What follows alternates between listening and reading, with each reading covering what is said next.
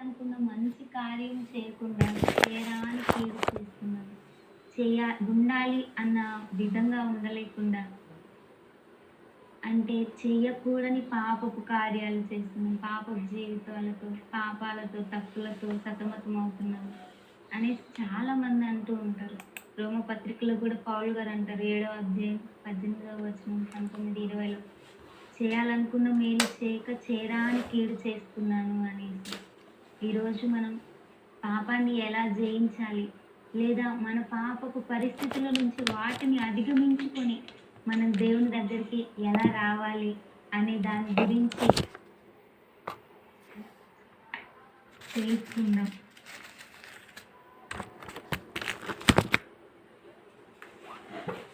పాపం అంటే ఆజ్ఞను అతిక్రమించడమే. ఆయన మనతో చెప్పిన మాటను చేయకపోవడమే పాపం. దాని వలన వచ్చే జీతము మరణమే. అయితే మన పాపాన్ని విడిచిపెట్టి ఆయన దగ్గరికి రావడం కోసం ఆయన ఈరోజు మనకు ఒక అవకాశం ఇస్తున్నారు. ఆదికాండంలో చూస్తే మనం 3 వ్యక్తులను చూద్దాం. ఈరోజు 3 వ్యక్తులు వారి జీవితంలో వారు పాపాన్ని ఎలా జయించారో, లేదా పాపంలో పడిపోయారో, లేకుంటే దేవుని సహాయం వారు ఏ విధంగా పొందుకున్నారో మనం తెలుసుకోవాలి.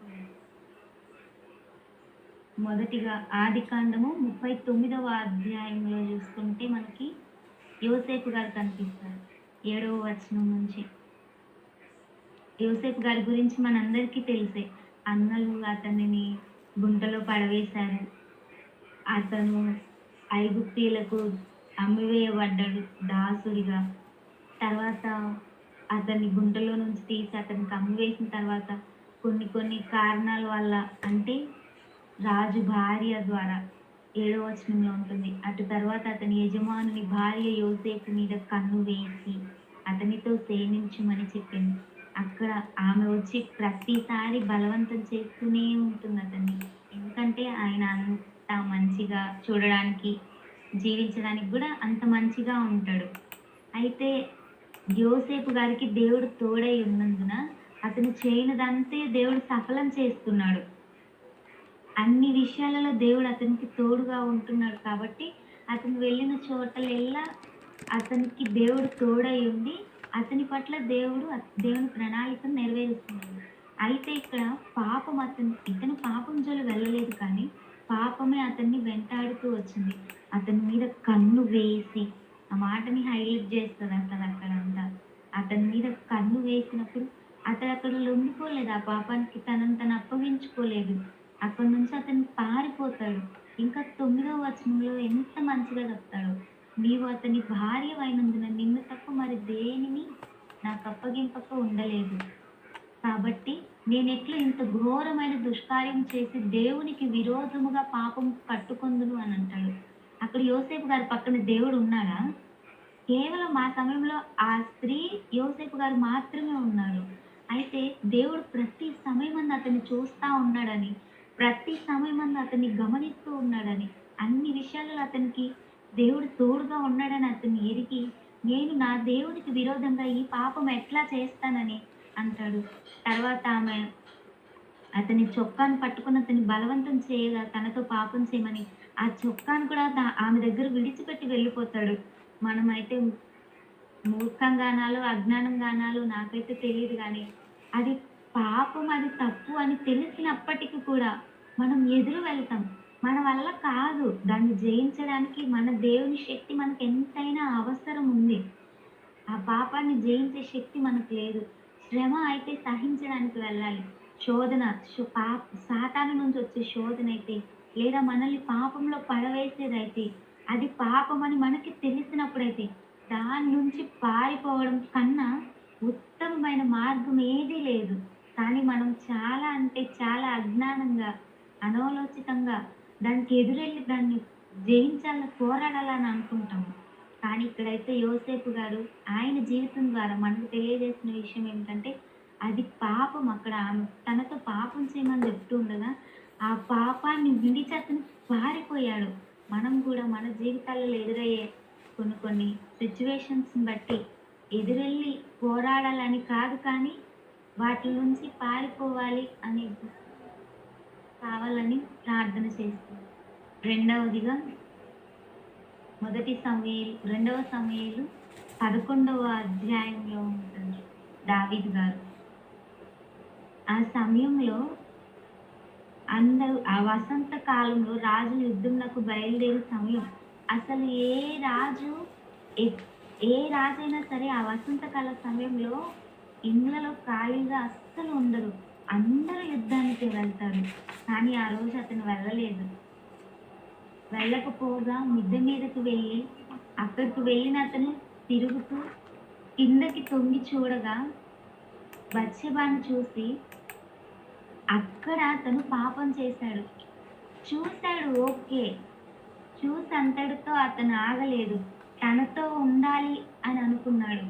తర్వాత ఆమె కోసం, కేవలం ఆ స్త్రీ కోసం అతను ఆమె భార్యని యుద్ధంలో ముందుగా ఉంచి చంపించాడు.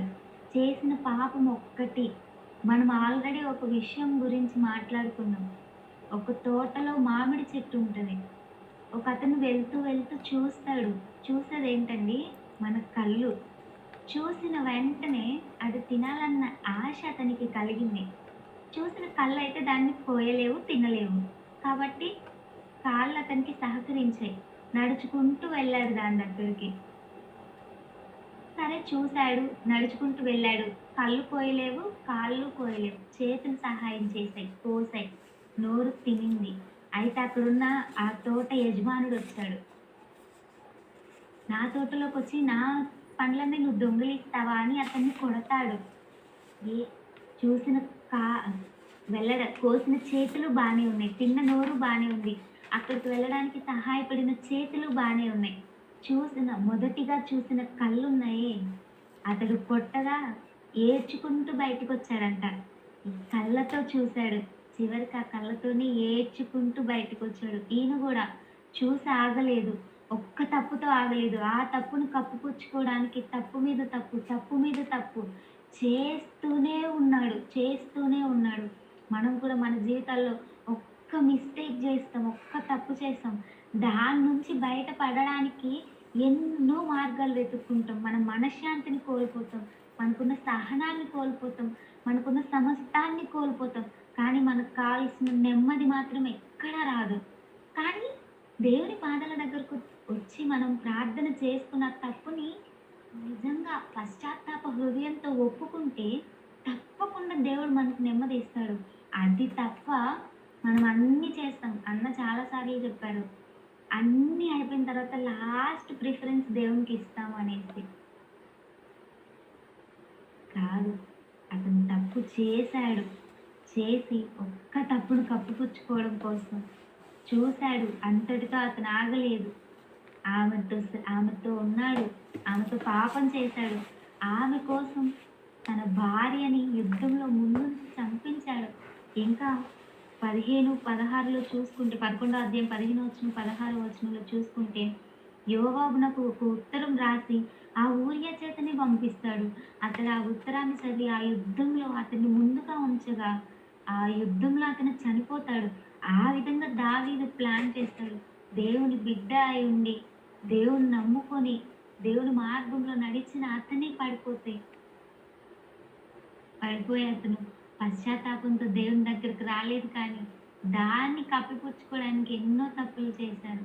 అలాంటి జీవితంలో ఒకవేళ నువ్వు నేను ఉన్నామేమో. ఈ ఉదయకాల సమయమందు ఒక్కసారి మన జీవితాల్లో మనం పరీక్షించుకుందాం. అదేవిధంగా 3వ వ్యక్తిని చూద్దాం. న్యాయాధిపతులు 13వ అధ్యాయము 13వ అధ్యాయంలో మనకి సంసోన్ గారు కనిపిస్తారు. అతని గురించి అందరికీ తెలుసు. అతను పుట్టక మునుపే వారి తల్లిదండ్రులకు దేవుడు ప్రత్యక్షమై అతన్ని నాజీరు చేయమని, అతడు మీ గర్భంలో పడినప్పటి నుంచి ద్రాక్షరసమైనను ఏది మత్తు పదార్థాలు ఏది తీసుకోవద్దని చెప్తాడు దేవుడు. 7వ వచనంలో ఉంటుంది. 13వ అధ్యాయము 7వ వచనంలో, ఆలకించుము, నీవు గర్భవతి కుమారుని కందువు కాబట్టి నీవు ద్రాక్షారసమునే కానీ మద్యమునే కానీ త్రాగకుండును, అపవిత్రమైన దేనినైనా తినకుండును. ఆమె అంతా చేస్తుంది. ఏ తప్పు చేయదు. అతను గర్భంలో ఉన్నప్పుడు అతను పుడతాడు, నాజీరు చేయబడతాడు, దేవునికి ప్రతిష్ఠ చేయబడతాడు.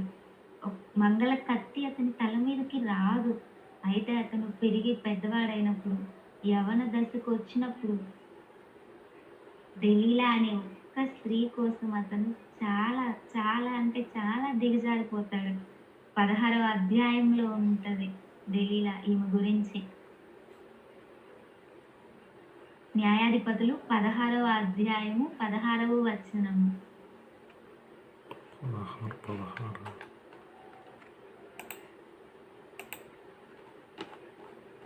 ఆమె అనుదినమును మాటల చేత అతన్ని బాధించి కుదురపెట్టుచున్నందున అతడు ప్రాణము విసిగి చావగోరెను.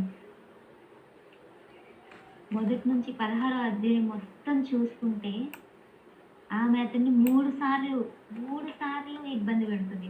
మొదటిది 7వ వచనం, 16వ అధ్యాయం 7వ వచనంలో 7 నిరవంధ చువ్వలతో నన్ను బంధించిన ఎడల నేను బలహీనవుతానంటాడు. కానీ అక్కడ జరగదు. మరలా అప్పుడు ఆమె చెప్తది, ఫిలిష్తీయులు నీ మీదకి దండుగా వస్తున్నారు, నిన్ను చంపడానికి నీ మీదకి వస్తున్నారు అని చెప్తది ఆమె అతనికి. కానీ అతను ఆమె మాటని ఏది పట్టించుకోడు. దేవునికి నాజీరు చేయబడ్డాడన్న విషయాన్ని కూడా అతను పట్టించుకోడు. ఆమె ఆ విధంగా చెప్పిన తర్వాత మరలా రెండోసారి ఆమె దగ్గరకే వెళ్తాడు. రెండోసారి 11వ వచనంలో చూసుకుంటే మరలా అప్పుడు ఆమెతో పేనిన త్రాళ్ళతో కొత్త తాళ్ళతో నన్ను బంధించిన ఎడల నేను బలహీనుడినవుతానని చెప్తాడు. అప్పుడు కూడా ఆమె చెప్తది, ఫిలిష్తీయులు నీ మీదకి దండుగా వస్తున్నారు, నీ మీద పడుచున్నారు నిన్ను చంపడానికి అని. అప్పటికైనా అతను మేల్కొనలేదు. మూడోసారి కూడా ఆమె దగ్గరకు వెళ్తాడు. మూడోసారి నా జడలను అల్లిన ఎడల నేను బలహీనుడినవుతానంటాడు. అప్పుడు అది జరగదు. ఇక ఆమె నేను నీ కంటికి ఎలా కనిపిస్తున్నాను, నీవు నన్ను ఎందుకు ఇలా చేస్తున్నావు అని లాలన మాటల చేత తన కపటమైన ప్రేమనంతా కురిపించి అతన్ని అనుదినం మాటల చేత విసిగిస్తూ అతన్ని తొందర పెట్టుచూ ఉండగా అతను చెప్తాడు, నేను దేవునికి నాజీరు చేయబడ్డాను, నా తల మీదకి మంగళ కత్తి రాలేదు, నా బలమంతా నా జుట్టులోనే ఉంది అనేసి అతను చెప్పినప్పుడు ఆమె ఆ విధంగా చేసి అతడు ఫిలిష్తీయులకి దొరికే విధంగా చేస్తది. 3 సార్లు అతనికి జరిగినను అతనికి కొంచెం కూడా జ్ఞానం అనేది అనాలోచితంగా తెలివనేదే లేదు. మనం కూడా ఎన్నో సార్లు ఒక్కసారి తప్పు చేసినప్పుడే మన జీవితంలో దాని పర్యవసానాన్ని మనం అనుభవిస్తాం. అయినప్పటికీ మనం దాన్ని విడిచిపెట్టం కాదు కదా! మరలా పాపం చేస్తాం. మరలా తప్పు చేస్తాం. ఆ ఎఫెక్ట్ అంతా మన జీవితాల మీదే పడుతుంది. అయినప్పటికీ ఎన్నో సార్లు ఇతను 3 సార్లు ప్రేరేపించబడి 4వసారి తన గురించి నిజమంతా చెప్పేస్తాడు ఆమెకు. చెప్పిన తర్వాత అతనికి అక్కడ అర్థం కాలేదా? అతను చిన్నవాడేం కాదు కదా! ఈమె ఫిలిష్తీయులకు అప్పగించడం కోసం ఇతన్ని ప్రేమిస్తుంది. కపటమైన ప్రేమతో ఇతని దగ్గర ఉంది అని అతనికి తెలుసు. కేవలం ఆమె మీద ఉన్న ఆశ ఏదైతే కోరిక ఉందో దాన్ని చంపుకోలేక పదే పదే వెళ్ళి చివరికి ఫిలిష్తీయులకు అప్పగించబడతాడు. అతని గురించి చూస్తే అతను చాలా బలవంతుడు. బొబ్బరించుకుంటూ వస్తున్న సింహాన్ని చీల్చి చంపేసిన వ్యక్తి. 150 నక్కలను తోకలను ముడివేసి నిప్పు పెట్టి చంపిన వ్యక్తి. అతని బలం చెప్పలేనంత బలం అతనికి ఉంది. అతని చుట్టూలో ఉన్న ఆ బలం చాలా గొప్పది. అయితే కేవలం ఆమె మీద ఉన్న ఆశతో అతను ఏమీ ఆలోచించకుండా ఆమె ఎలాంటి సిచ్యువేషన్స్‌లో ఉంది, ఇదేమి ఆలోచించకుండా వెళ్తూ ఉన్నాడు. చివరికి ఫిలిష్తీయులకు అప్పగించబడతాడు. ఆ 2 స్తంభాల మధ్య చేతులు కట్టేసి అట్లా అతని కళ్ళు పీకి అతన్ని చిత్రవధ చేస్తూ ఉంటే తిరగలి విసిరిస్తారు ఆయన చేత. ఎంత హీనమైన దశలోకి అతడు వెళ్తాడో. అదే ఆయన మొదటిసారి ఆమె అలా చేసినప్పుడు ఆగి ఒక్క క్షణం ఆలోచించుకొనుంటే చివరికి ఆయన జీవితం ఏ విధంగా ఉండేదో. మన దేవుడు చాలా గొప్ప దేవుడు. అంత చేసినప్పటికీ ఆయన చివరిగా ఒక ప్రార్థన చేస్తాడు, దేవా నన్ను జ్ఞాపకం చేసుకో, నాకు బలాన్ని అనుగ్రహించు అని. అక్కడ మన దేవుడు గొప్పదనం ఎంతలా కనిపిస్తుందంటే దేవుడు అతనికి బలం ఇస్తాడు. అతను తప్పు చేసినప్పటికీ బలం ఇస్తాడు. ముందు ఎన్నైతే గొప్ప కార్యాలు లేదా ఎంతమందినైతే అతను బ్రతికి ఉన్న కాలం అంతా చంపేశాడో దానికన్నా రెట్టింపుగా ఆ సమయమందు అంటే అతను చనిపోయే ఆ చివరి సమయమందు దేవునిచ్చిన ఆ బలాన్ని బట్టి అతను గొప్ప కార్యాన్ని అంటే దేవుని యొక్క బలమును బట్టి ఆయన జీవితంలో గొప్ప కార్యం జరుగుతుంది. దావీదు గారు కూడా చేసిన పాపం తప్పు మీద తప్పు చేసినప్పటికిని చివరిగా దేవుని పాదాల దగ్గరకొచ్చి పశ్చాత్తాపపడతాడు. దేవుడు అతన్ని క్షమిస్తాడు. దేవుడే స్వయంగా సాక్ష్యం ఇస్తాడు. బత్షెబ విషయంలో తప్ప దావీదు ఏ తప్పు చేయలేదని దేవుడే సాక్ష్యం ఇస్తాడు. మరి నీవు, నేను మన జీవితాల్లో చేసిన తప్పును బట్టి మనం పశ్చాత్తాప హృదయంతో దేవుని పాదాల దగ్గరికి రాగలుగుతున్నామా? ఒక చిన్న కథ చెప్తానండి మీకు. ఒక తండ్రి ఉన్నాడు. తన కుమారుడు తప్పు మార్గంలో వెళ్తున్నాడని మందలించాడు. కొంచెం గట్టిగానే మందలించాడు. అయితే ఈ మధ్య ఉన్న పిల్లలకి ఫ్యాషన్ అయిపోయింది. అయితే బెదిరించడం, లేకుంటే చచ్చిపోతా అని బెదిరించడం, లేకుంటే ఇంట్లోంచి వెళ్ళిపోవడం. అలాంటి కోవకి చెందిన కుమారుడే అతను కూడా. ఇంట్లోంచి వెళ్ళిపోయాడు. తండ్రి చాలా వెతికాడు తన కోసం. తండ్రి చాలా ఆస్తిపరుడు. కుమారుడిని చాలా బాగా చూసుకున్నాడు. అతను తప్పు మార్గంలో వెళ్తుంటే అలా కాదు నాన్న ఇలా అని చెప్పినందుకు అంతే ఇంట్లోంచి వెళ్ళిపోయాడు. అయితే ఆ తండ్రి విడిచిపెట్టలేదు కానీ అతని కోసం ఎంతగానో వెతికాడు. పేపర్స్ మీద న్యూస్ న్యూస్ ఇచ్చాడు. తన కుమారుడు తప్పిపోయాడు, ఇలా వెళ్ళిపోయాడు అనేసి నా దగ్గరికి రా అనేసి టీవీలో యాడ్స్ ఇచ్చాడు. అయినప్పటికీ తన కుమారుడు రాలేదు. ఒకానొక రోజు చాలా దుఃఖంతో, బాధతో ఇదే చివరిసారి అన్నట్లు ఒక ప్రకటన ఇచ్చాడు. పలానా గడియార స్తంభం దగ్గరికి నేనొస్తాను. రాత్రి 10 గంటలకి 12 గంటలకి నేనొస్తాను. అప్పుడు నువ్వు అదే గడియార స్తంభం దగ్గరికి నువ్వు రా అని ఆ తండ్రి ప్రకటన ఇస్తాడు. అన్ని న్యూస్ పేపర్స్‌లో, అన్ని టీవీస్‌లో ఇస్తాడు ఆ ప్రకటనని. అయితే తన కుమారుడు చూసాడనే అనుకుంటాడు. ఆ రోజు ఏ రోజైతే నేనొస్తాను అని తండ్రి చెప్పున్నాడో, ఆ రోజు తండ్రి 12 గంటలకు వస్తా అన్న తండ్రి 10కే వెళ్ళి అక్కడ కూర్చోన్నాడు. నా కుమారుడు వస్తాడు అనే ఆశతో. 11, 12 సమయం అయితుంది. 1, 2, 3 సమయం గడుస్తూనే ఉంది. కుమారుడు రావట్లేదు. కానీ తండ్రి మాత్రం అక్కడే ఉన్నాడు. చివరిగా 3 దాటి తెల్లవారుజానికి కొంచెం దగ్గరలో ఉన్న సమయంలో కుమారుడు వస్తాడు.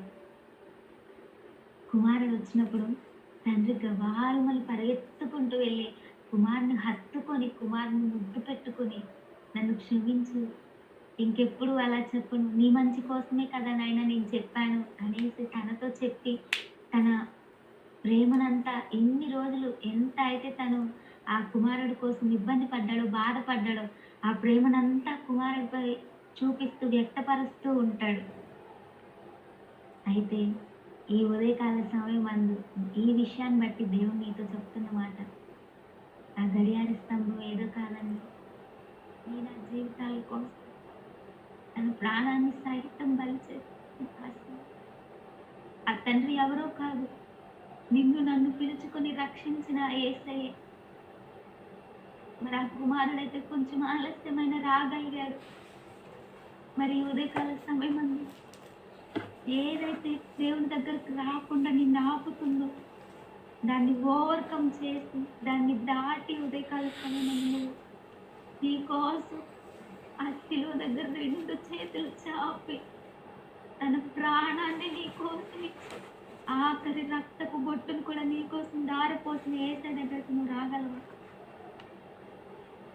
యోసేపు పాపాన్ని విసర్జించి పరుగెత్తి తన సాక్ష్యాన్ని నిలుపుకున్నాడు.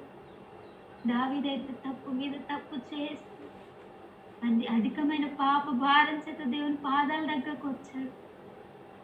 సంసోను అనాలోచితంగా కేవలం ఆ స్త్రీపై ఉన్న కోరికను బట్టి, తన మీద ఉన్న ప్రేమను బట్టి ఆలోచించకుండా ఫిలిష్తీయులకు అప్పగించబడి చివరిగా దేవుని సహాయాన్ని అర్జించాడు.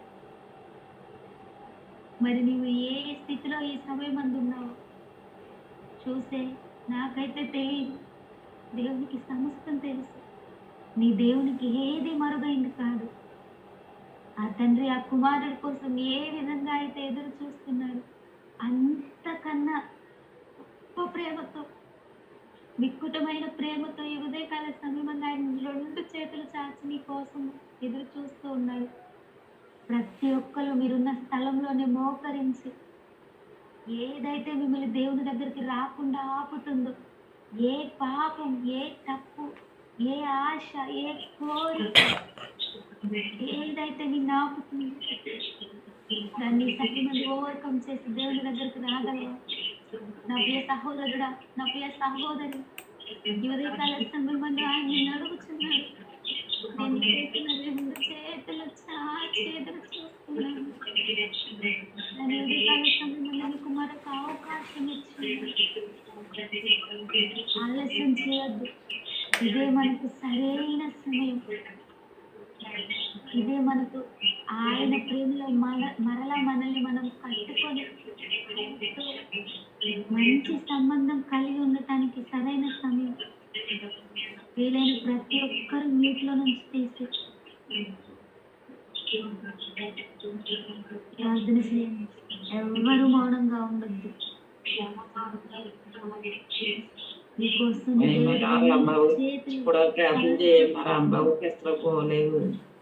నీకోసం నీ దేవుడు 2 చేతులు చాపి ఆయన నీకోసం ఎదురు చూస్తూ ఉన్నాడు. ఏదైతే ఏ పాపమైతే నిన్ను ఆయన దగ్గరికి రాకుండా ఆపుతుందో దాన్ని ఓవర్కమ్ చేసి ఈరోజు నీ దేవుని దగ్గరికి నువ్వు రాగలవా? ఈరోజు నువ్వు దేవుని దగ్గరికి నువ్వు రాగలవా? నీ యేసయ్య కోసం నువ్వు నిలవబడగలవా? ప్రియ సహోదరి, ప్రియ సహోదరుల,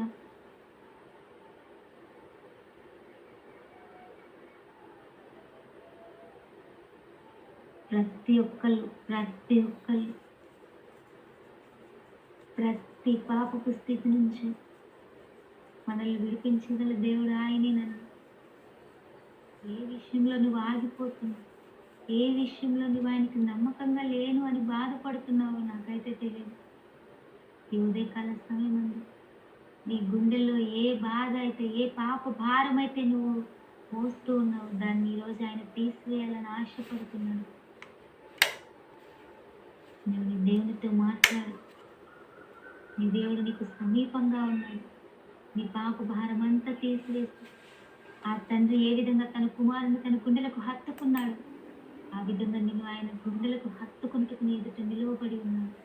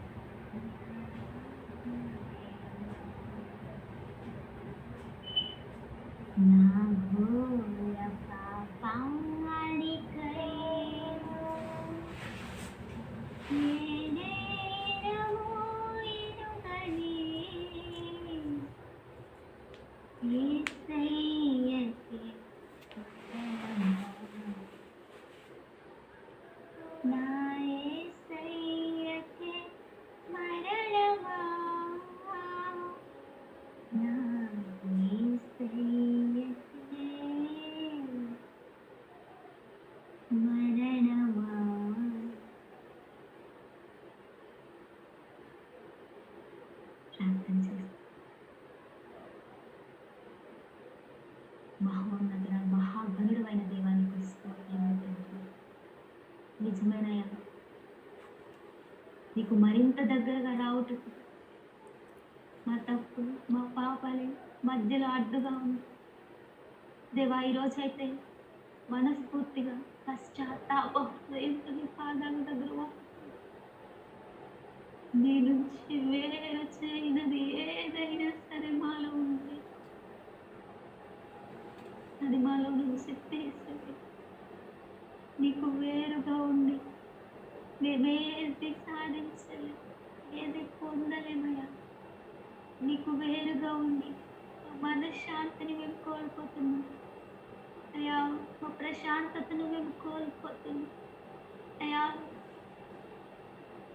స్వార్థపూరితమైన ఈ మనుషుల మధ్యలో, అవసరానికి ప్రేమించే ఈ మనుషుల మధ్యలో నిజమైన ప్రేమ కోసం ఇక్కడే వెతుకుతున్నాం.